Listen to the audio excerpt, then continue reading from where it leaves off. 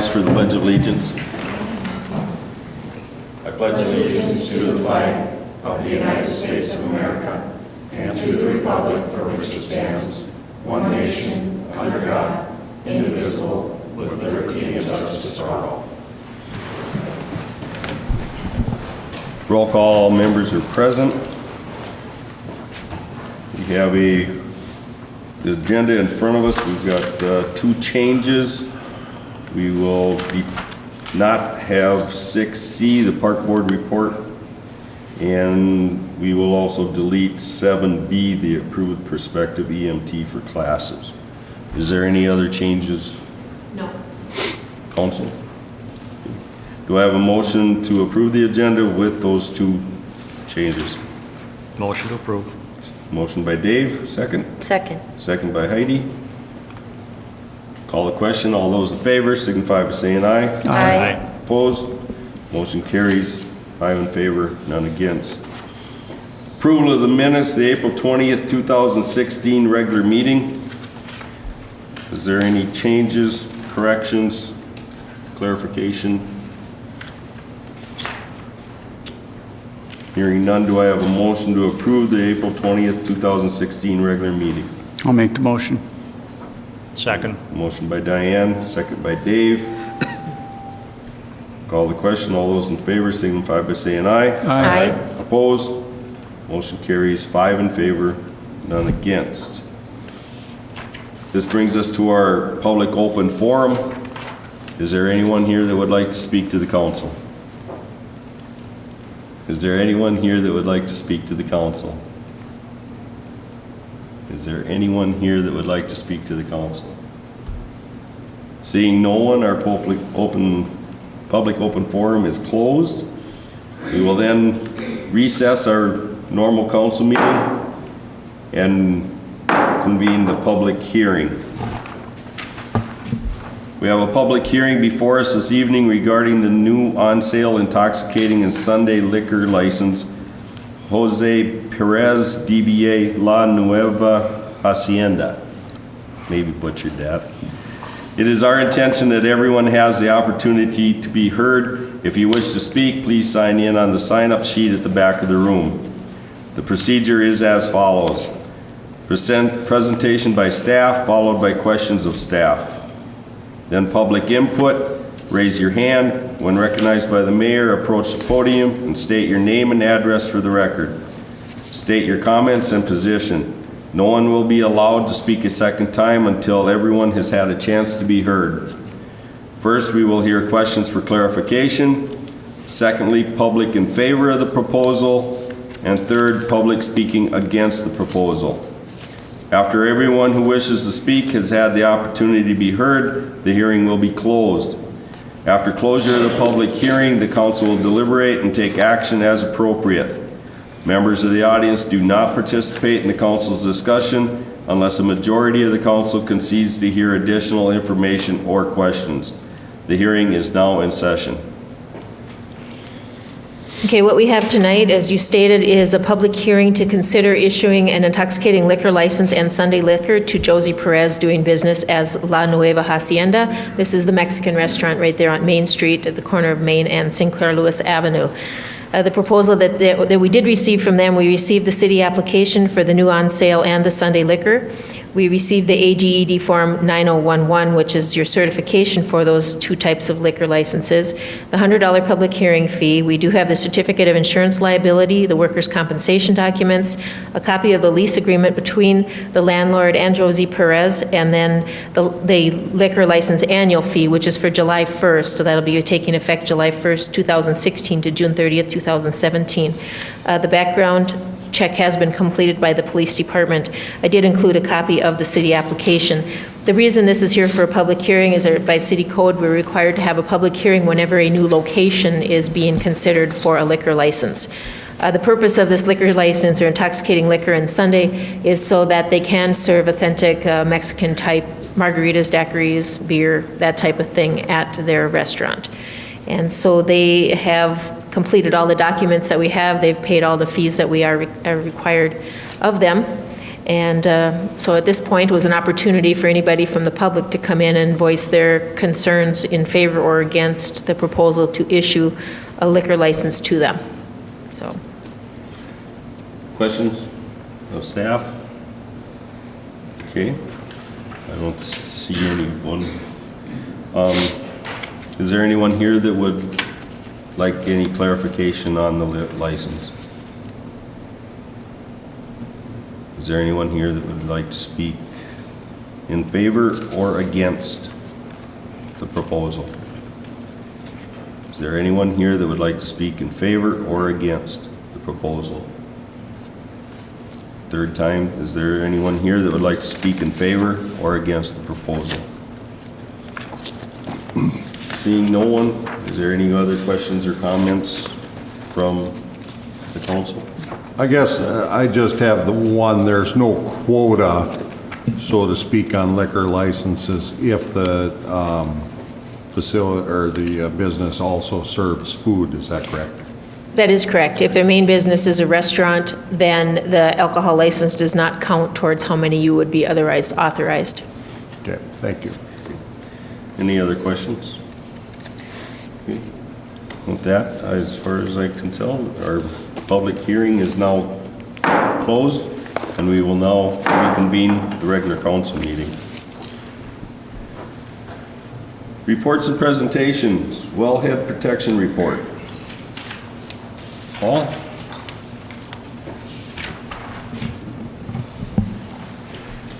Hello. You may know me as Paul Hession. Thanks for accepting my presentation here. I'm just going to give a brief overview of our wellhead protection plan. The wellhead protection plan is really designed to protect our drinking water supply. It has to be renewed every 10 years, and it's our turn to renew. We were actually due last year, but because of drilling a new well, the health department allowed us to delay the new wellhead protection plan until the new well is online. And part of the reason for that is our delineation, meaning the area that we receive rainwater from will change as we add a bigger well and pull more water. So the smaller map I added here just to show you the location of well number 7, right next to well number 3. I got my crayons out and marked it up for you. So well number 3, we plan to remove probably next year.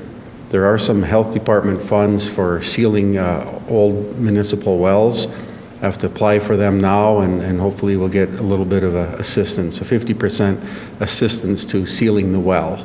Does not count towards the building removal, but at least help with sealing. So at least if you weren't already aware, now you know right where well 7 is located, next to 3 that will be removed. The next map shows our DWISMA, the Drinking Water Supply Management Area. So in green is the whole DWISMA, and it kind of follows property lines. That's why it's such an odd shape. For the red line that's in there shows the surface water delineation, and the blue line is the 1-year groundwater delineation. So that's where water travels from to our wells in 1 year's time. The yellow or goldish is the 10-year time of travel for our drinking water. Black, the city boundary. But if you look at the red line, that's more so the area that we're really trying to control what happens, protect from contamination, and the green is just following parcel.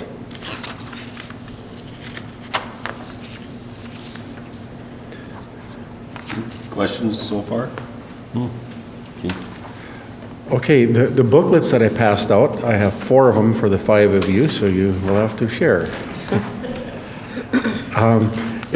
We recently received these spill response plan.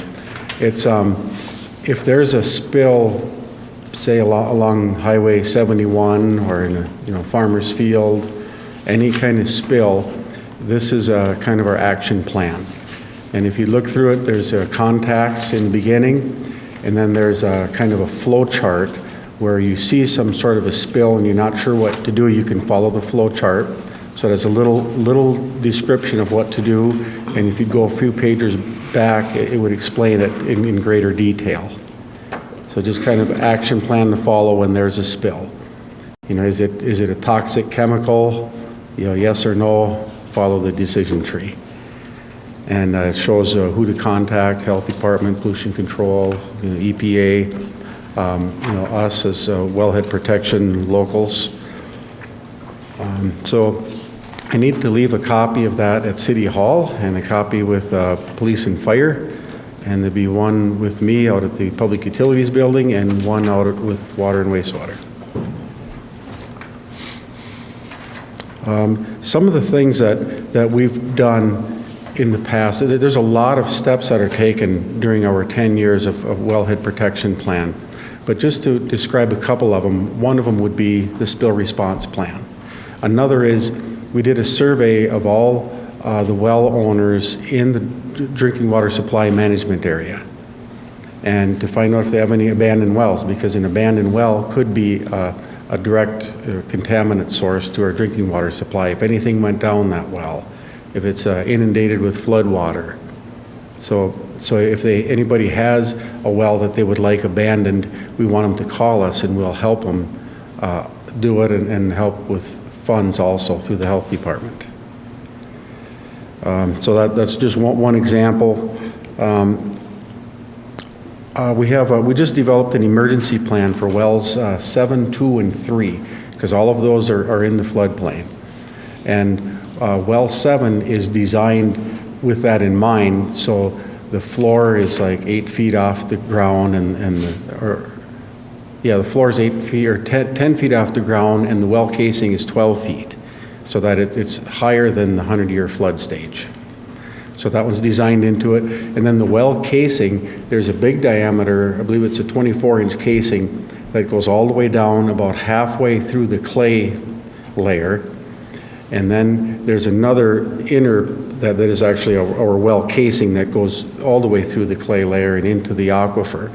So if there's flood waters, they'd have to penetrate 2 casings, you know, cracks in the casing. So if one casing were cracked, hopefully the other one's not.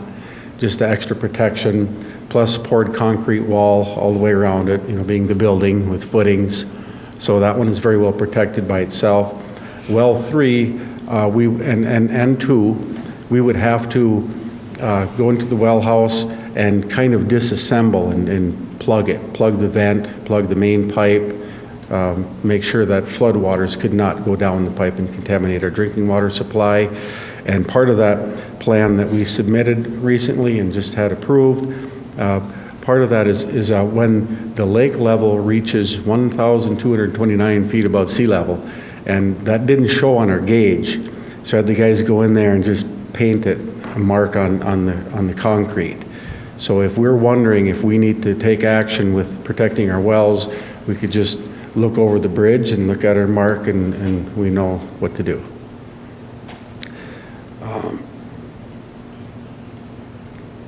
So the Clean Water Fund has money through Bowser to help with sealing the wells, if you're kind of wondering where that money comes from.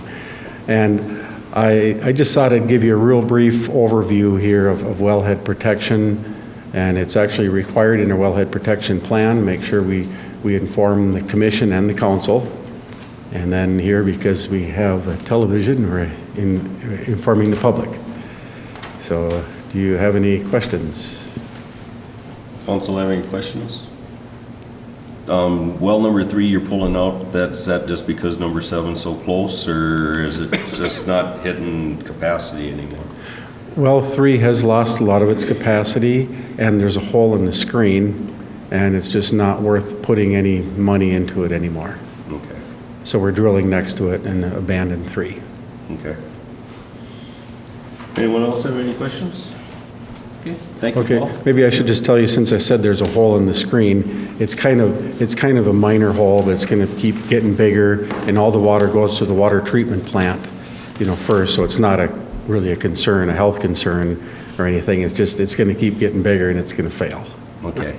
All right. So, Thank you. Thank you. Okay, we'll go on to ambulance department quarterly reports. Kathy?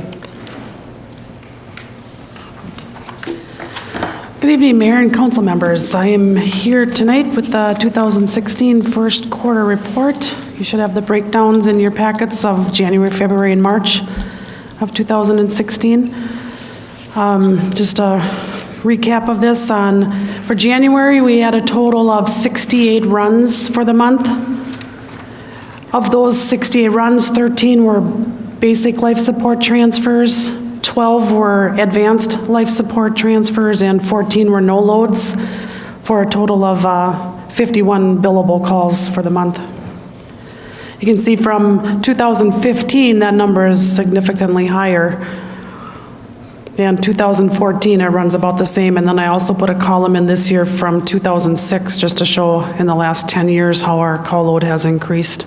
It's a significant increase from 31 calls in January of 2006 to 68 in January of 2016.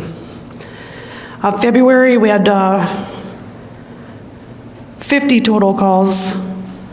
6 of those were BLS transfers, 4 were ALS transfers, 13 no loads, for a total of 37 billable calls. And that again is down from 2015, and 2006 was 28 runs for the month, as opposed to the 50 from 2016. And for March, we had a total of 56 runs. 12 were BLS transfers, 12 were ALS transfers, 14 no loads. So we had a total of 40 billable calls. And our 56 runs from 2016 is also up from 2015 and up significantly from the 39 in 2006. So you can see last year in 2015, the call load was lower for January, February, and March. But at the end of 2015 was our record-breaking year. We ended up with 717 calls, I believe it was, for the year. So even though it was lower the first 3 months, we made up for it later on in the year. Most of our canceled no loads for the first quarter were crashes, but that doesn't mean there was 13 crashes. If we go out to a crash, we might transport one from the crash, and then if there's other people in the vehicle, we do sign-offs, so then they count as a no load. We did 9 lift assists or falls where we went and helped someone up and checked them over, and then they signed off and didn't go in. And then our other biggest ones were unconscious or unknown and fire standbys. Our receiving facility, the majority is our St. Michael's, or correction, Centricare, I should get that changed. Centricare Hospital here in Sauk Center, and our second highest receiving facility is St. Cloud Hospital. On the transfers that we take out, the majority of them go there, otherwise it's broken down by different hospitals we've been to so far this year. So we have a total billed out for the year. I have it broken down by month, but the total is $136,759.70 is what we've billed out for the first quarter. Any questions for me? How did you get a Grand Forks? Those are usually psychiatric transfers. Okay. And they have to go to specialty hospitals. And sometimes those beds are scarce. So that's where sometimes you'll see those hospitals that are very far away that... Yeah, because that's a long ride. Yes, it is. Any other questions? We got all 3 ambulances up and running now? Yes, we do. Okay. Yeah. The one was down for a while, right? Yes, it was, and that's been resolved, and they actually sent out a recall on that issue so our other rig had to be taken in and have the exhaust issue modified. Okay. So yeah, all 3 are back up and running now. Okay. Good. Any other questions, comments? Thank you, Kathy. All right, thank you. Takes us to 6D, the EDA report.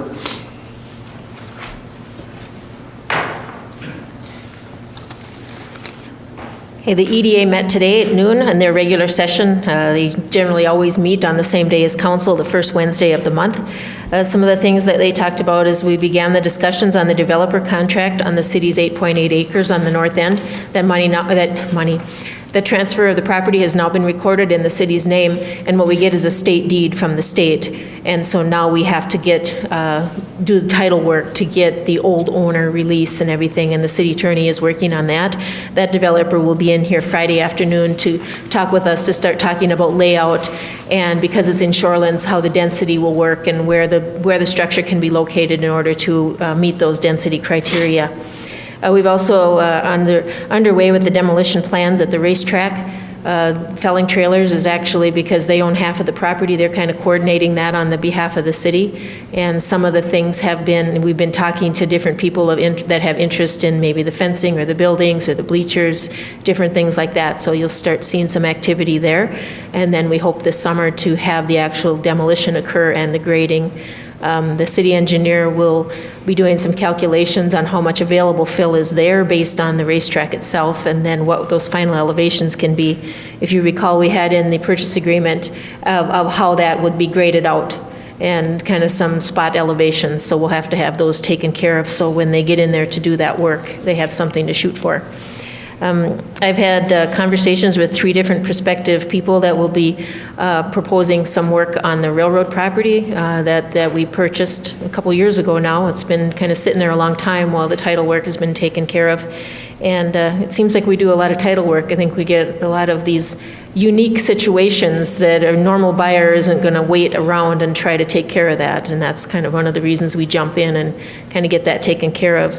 And so I've had anywhere from a 3-unit to an 8-unit going on that property. So we'll see what really comes to when we actually sit down and get serious about those discussions. Central Minnesota Finishing, if you recall, we had that agreement with the payoff of that loan at a discount in order to get it paid off, and that check has come in, and so that file has been closed, and it wasn't done at the time we did the packet, but the money came in after, so that money is here.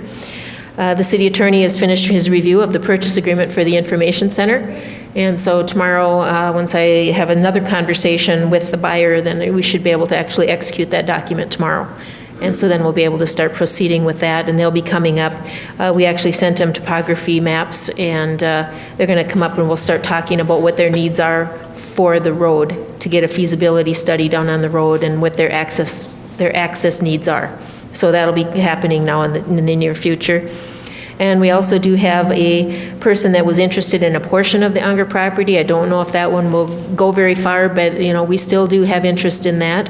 And so the EDA will be starting to talk about perhaps getting that listed as shovel-ready with the state of Minnesota, because a lot of people, when they're looking for a larger parcel like that, that's kind of their first point. Then they know the title work is done, they know the utilities are there, they know the zoning is correct, and they know they don't have to jump through those hoops. So it costs a little bit of money to get listed as that, but I'll be taking that information to the next EDA meeting, and so they can make that decision. So we have no action items for you tonight. It was just mostly informational as these things move forward. So does anybody have any questions? Questions? Keith? No, I was there. Okay. All right, thank you. We'll then move on to our action items. 7A, approve resolution 2016-34, accepting bid for sale of excess equipment. It was actually on December 16th that the city council actually authorized us to sell this piece of equipment, and what it was that old water tank off the fire truck that was down at the street department, and so we did get that. We did get an offer for that through MinBid, and so we have sold that water tank for $1,355. So this resolution 2013-34 authorizes the final sale of that excess property. Okay, one comment on the resolution. I think we have to change the date.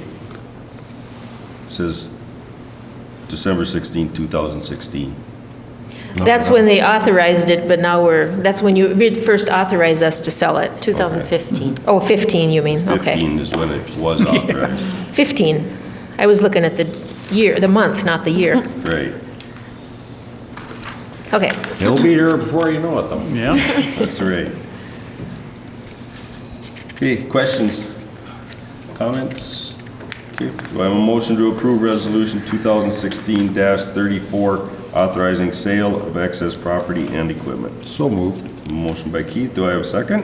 Second. Second by Dave. Any other comments, questions? Call the question. All those in favor signify by saying aye. Aye. Opposed? Motion carries 5 in favor, none against. We then move on to 7C, approve EMT step increases. Ambulance Director Kathy Strufert is recommending that 3 individuals or 3 EMTs be advanced to the next step of the pay scale. As you recall, we have a step system for the pay scale, but it's a step every 5 years. So these 3 individuals were all hired in May of 2011, at different dates. May 17th, 15th, and 19th was their first call that they were on. And so Brianna Seebeck, Jasmine Huntington, and Quint Swittenberg are all recommended to be advanced to the EMTB Step 2 pay scale for the ambulance department. Okay. Questions? Comments? Hearing none, do I have a motion to approve step advancements for Seebeck, Huntington, and Swedenborg? So moved. A motion by Heidi. Was there a second? Second. Second by Dave. Call the question. All those in favor signify by saying aye. Aye. Opposed? Motion carries 5 in favor, none against. 7D, Resolution 2016-35, approving the application of a new on-sale intoxicating and Sunday liquor license. This is the action for the public hearing you held earlier. This resolution approves the application of Josie Perez doing business as La Nueva Hacienda for an on-sale intoxicating and Sunday liquor license at 305 Main Street South. And it's effective July 1st, 2016. Comments, questions? We held the public hearing, had no input there from the public. Council doesn't have any questions. Do I have a motion to approve Resolution 2016-35, approving liquor license for Jose Perez DBA La Nueva Hacienda for on-sale and Sunday liquor sales? So moved. Motion by Heidi. Do I have a second? I'll second. Second by Diane. Any other comments or questions? Call the question. All those in favor signify by saying aye. Aye. Opposed? Motion carries 5 in favor, none against. 7E, approve downtown banner project participation. Okay. The city's beautification committee has requested that city approve the installation of banners on Main Street in downtown Sauk Center. They're 18 by 36, so that's the same size as the little welcome ones that are on Sinclair Lewis, if you recall seeing those. They're double-sided vinyl, and the city's contribution would to hang them. The cost for the banners and the brackets has been covered by donations, and they intend them to be used for a minimum of 3 to 5 years. And what their proposal is to do every other one. They've got the flowers, and then a banner, and then flowers, and then a banner, every other down the street. I think this year we actually have more than half flowers, so the first year we'll have, a little more flowers than banners. But this is the design that they have proposed. And they're not using like the banner brackets that we have, because the downtown poles, we're going to have a triangle banner on it. These are a bracket that comes with the banner that's strapped on like with a radiator clamp. You know what I mean? Those radiator hose clamp type of things. We had done the ones that are there on Sinclair Lewis Avenue, like with an inner tube lining on it, so it hopefully will not scratch up the pole. And so they're asking the city's participation by having the public works staff hang them, and also that the city allow them to use the light poles to put them on. Okay. Questions? I have one. What are the sizes of these banners? Is this 18 inches by 36 inches or 18 feet by 36 feet? She has 18 feet, but I think she means 18 inches. Yeah, that's what I thought. Okay. I pasted this out of her email, so I had exactly what the request was down. Hopefully the wind is right then, so. Yeah. The question I have is, how high up are they going to be? Is there any chance somebody could bang their head on one of these No, banners? they're higher than that. Okay, okay. Thank you. Well, maybe a really tall person. But we have that, We have a minimum. we have a minimum of 7 feet above the ground for like signs, and we try to keep this also a minimum of 7 Okay. feet above. Thank you. Does this also come with with an approval of the design, or is that completely up to the beautification committee?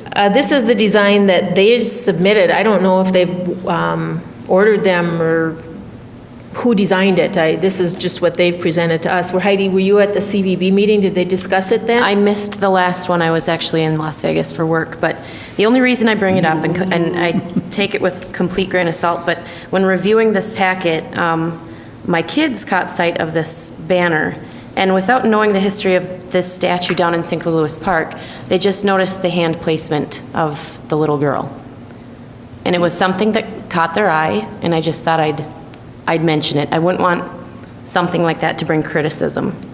Oh, she's If it- holding her dress there. Okay. She's holding her dress, but if you didn't know that she's holding her dress, it just kind of looks odd. I'll bring that up to her. Okay. Okay. Any other questions, comments?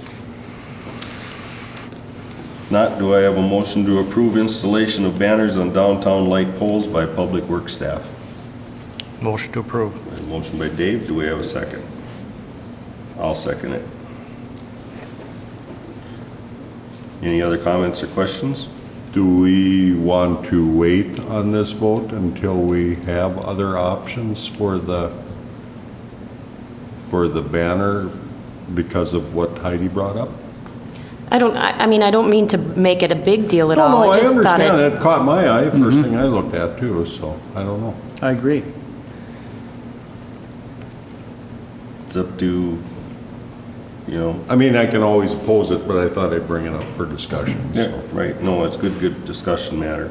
I don't know what kind of timeline they're looking at as far as when they, or maybe if they've already ordered them. I have no, the only feed, I haven't No, talked. to they've them. not been ordered yet. They haven't been ordered yet? Okay. The only person that's talked to me was Matt about it, about putting them up. Okay. So, and at first he wasn't overly enthused about the idea of putting them up, but I said it's a one-time shot. That's too I bad. like the idea That's of. too bad, it's cool, I love I know, that. and growing up, everyone knows, you know, you go into St. Louis Park, you see the fountain, you know these statues are there, they're iconic to St. Louis Park.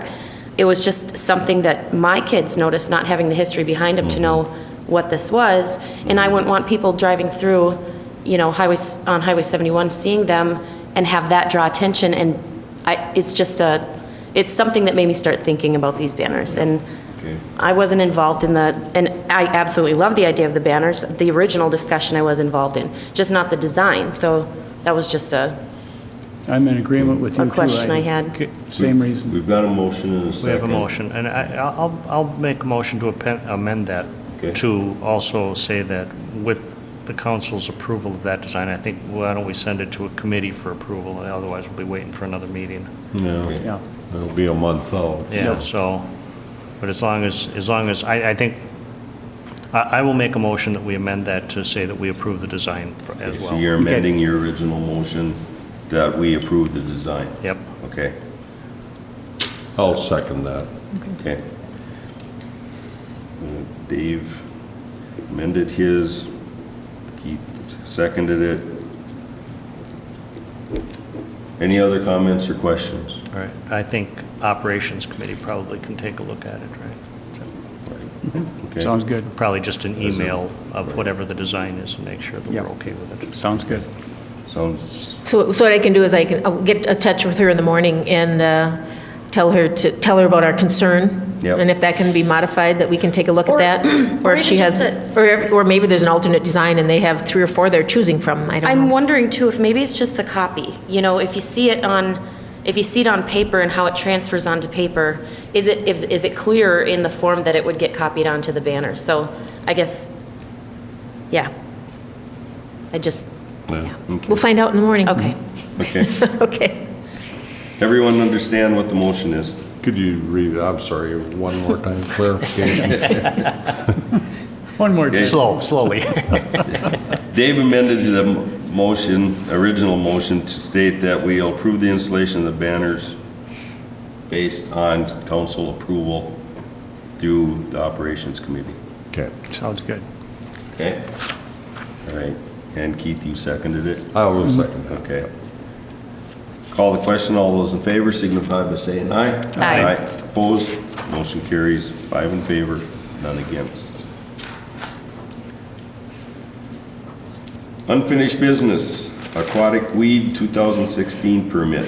I just wanted to update you, we met, I think it was Monday, with the Big Sauk Lake Association. Diane and Keith were able to attend, and we reviewed the permit, that they received a permit for 140 acres, and I don't believe it was anybody's intent to spray that much. No. It was, so we did talk to them on the phone at the DNR, and we talked about what would be where it was the most dense, and what what would be probably the best place to spend the money. And the Lake Association, after that, or during the discussion of the meeting, decided, we really did have that funding was raised for navigation purposes, and they would kind of limit it to that. So they have reduced it to 26 acres, 2 different locations, one by the Narrows, just on the east side of the Narrows, or north of the Narrows, depending on how you look at it. And that would be like a channel through there. It's about 300 feet wide through that area, and then a second one up on the north end to go up toward the river. And so the 2 of those together at 300 feet wide totaled about 26 acres, and so that is what the proposal is, and it's about $7,500 to spray that. So that is where they're at right now, so they'll be proceeding with that. And that this was part of our discussion last summer of what we would do this year, and now coming up shortly, we'll be having the discussion and the budget of what we'll be doing next year. So kind of the timeline of how this will go forward, but they're looking to spray before the 15th of May, so we're coming up real close, based on the temperature of the lake is what they're really basing it on. So just kind of an update for you to see that, they're still proceeding, and they were very concerned when, last year they submitted the permit and they got permission to spray about 20% of what they requested, and this year they submitted it and they approved it all, so it's like, whoa, we didn't want it all, so that's why they cut it back. What, can you tell me the acreage again? It's 26 acres. Okay. I do have it, they did send me an email today of the acreage spot, and I tried to photocopy it, but it's like red on a very dark print. Unless you hold it just right in the light, you can't see it. But, I have it here, you can kind of hold it up to the light and see where it is. But it's offshore a ways, it's just kind of a channel through it. One of the things that I noticed when you look at this, the DNR approved 140 acres, and, it's kind of like, well, maybe we're getting that growing problem back again, no pun intended, but it's, years ago, you'd be able to walk across the lower half of Sauk Lake with, just on weeds. And if they're already seeing 140 acres should be treated and we're doing 26, it might be a reason for that, so. Well, I guess we don't know why. Maybe they just look at percentage coverage and say, oh, well, yeah, you can cover that much, you're like. Right. Supposedly the big problem is the turians, I think was the proper name for them? The turians are the little seed pods that get down in the water, Seed and they up to 7 years, they've been tested that they can repropagate. So, you kill it off 1 year, and 3 years later, it might come back, so. Well, it could actually be 50 years. They've just It's only been studied it. tested to 7, it could be Yeah. longer. Yeah, so. All right, any other questions or comments on this? Okay. Okay. With that, we will move on to our consent agenda. We all have our schedule of claims, unpaid claims of $56,908.03, paid claims of $1,264.70, for a total of $58,172.73. Resolution number 2016-36, a resolution accepting contributions from the men's card playing group of $214.91 to be allocated toward the senior center. I would like to, on behalf of the city and the council, thank the men's card playing group for that donation. Is there anything else or questions on the consent agenda? Hearing none, do I have a motion to approve the consent calendar as presented? So moved. Motion by Dave, do we have a second? I'll second that. Second by Keith. Questions? Call the question. All those in favor signify by saying aye. Aye. Opposed? Motion carries 5 in favor, none against. Informational items. We have a couple informational items tonight. The Middle Sauk Water Festival is May 19th. It's actually Melrose's turn to have it at the Sauk River Park there, although the last few years it's always ended up in the ice arena because of weather. So hopefully this year we'll be able to have it actually outside in the park. If not, the ice arena will be available. The second item we have here is CHS has granted an award of $7,815 to the Sauk Center Fire Department, and it's for grain rescue equipment, carabinage, et cetera. We became aware of this. Ben Klink, one of our firefighters, through his ag connections with Sherman Farms, became aware of this grant, and so he actually wrote the grant on behalf of the fire department and was successful. So we want to thank him for that. And so that's gone into the fire department fund, and they will be using that to purchase that equipment, mostly for grain bin rescue. So. Questions about either one of those items? Okay. No. One other quick informational question then. Do we expect the splash pad to open Memorial Day weekend still? We will be firing it up, making sure everything's working. If the weather is nice Memorial weekend, yes, we will have it open. All right. And if it's not nice, well, then. It's not nice. So that's kind of where we're at. We were originally shooting for when the weather stays above 70, right? Right. Well, we had to set a beginning and ending date because we have to fire it up. But we'd like it whenever it's more than 70 degrees, if the weather's not bad and there's no lightning, and it worked out okay for the short time that we had it open last year. But the representatives from Splash Zone are going to be coming. We do have a piece of equipment that was damaged in shipment last time that they will be replacing. And so they'll be coming up, making sure everything works, making sure we're up and running for the first time after shutdown for the year, and then we'll be good to go. So when it hits mid-80s on Friday, then we won't plan on. It won't be, no, don't go on this Friday, it won't be open yet. But we did receive, the benches now have come, the new picnic tables are in the shelter, and they look very nice. And then we have some benches that are coming that will be installed around the perimeter. And 2 sunshades, the canvas type shades will be placed. They're not here yet, but they sent us the schematics of how they're being installed, and our public works staff is confident that they can install them. So we won't have the cost of having that installation. So that will be very good. So we have those few things that'll be happening, and we're good to go. Okay. With that brings us to the end of the agenda. Do I have a motion to adjourn? Motion. We have a motion by Heidi. Second. Second by Dave. Call the question. All those in favor signify by saying aye. Aye. Opposed? Motion carries 5 in favor, none against. Meeting adjourned.